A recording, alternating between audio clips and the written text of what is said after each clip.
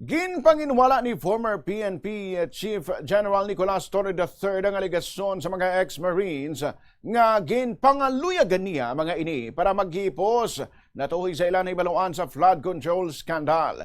Ining kasunod sa natabo sa Senate Blue Ribbon Committee hearing kahapon kung sa diin na nagpakilala nga ex-Marine nga si Benny Bolontate ang nag-aligar nga may mga individual nga nagpalapit sa ila kag nagtuyo nga inkumbinsi sila nga hindi magsuporta sa statement sang missing witness kag former Marine nga si Orly Gutesa. Ginlawag ni Bolontate si General Torre nga isa sa mga ginaaligar naghimo sini. Sa interview sang Bombo Radio kay Torre sa iyang pag-abot sa Iloilo, iya ginpahayag nga wala inisang ihibalo sa kabukusan nga hitabo sa hearing kahapon nga adlaw kag wala pa inisang klaro nga konteksto sa pagkaulamid sa iyang pangalan.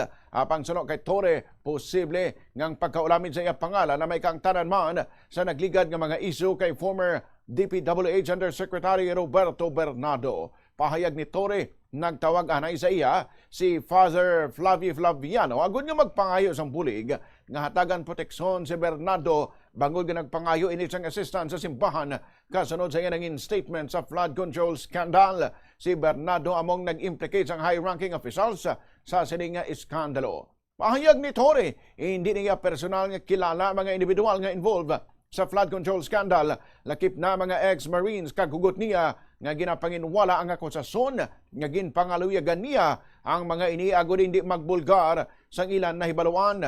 Pahayag pa sini bisan sang tion nga gintawgan sa ni Father Flaviano agud nga magpangayo sang bulig na relieve na sa bilang hepe sang PNP.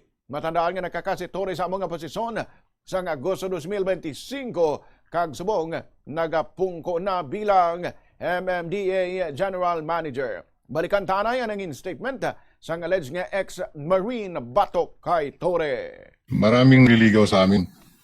Na Ano po? nililigawan po kami na hindi na po kami magsalita para manahimik na lang po.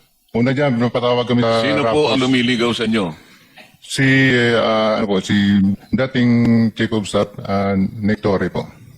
General Torre. General Nick Torre. Yes po, Your Honor. Anong klaseng paliligaw naman ang ginawa sa iyo? Siyempre yung naliligaw, kumbaga sa bayang nililigawan, kung ano-ano ang ino-offer, kung minsan may bulaklak, may tsokolate, pinakikita ang kagandahan loob, lalaki, para lang maibig mo. Ang klaseng panliligaw ang ginawa niya. Una, Your Honor, kinausap kami na pirma ng affidavit na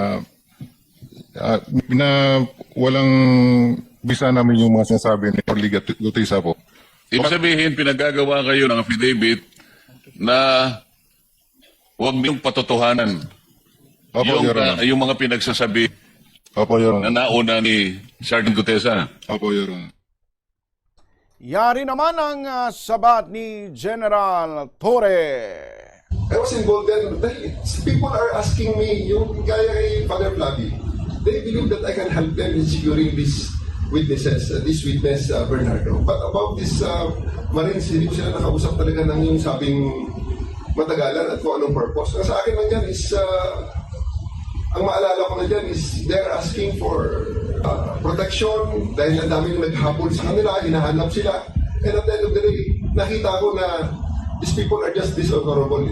They are security people of these politicians. And at the end of the day, they are the ones testifying against these politicians. I just don't know about how you look at it. But parang ang hirap magtiwala sa mga taong may ganong attitude.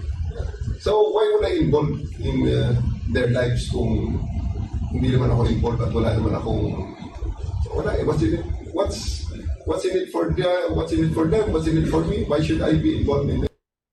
Si former PNP Chief General Nicolas Torre III sa iya nangin sabat kadungan man sa iyang pagbisita diri sa Iloilo.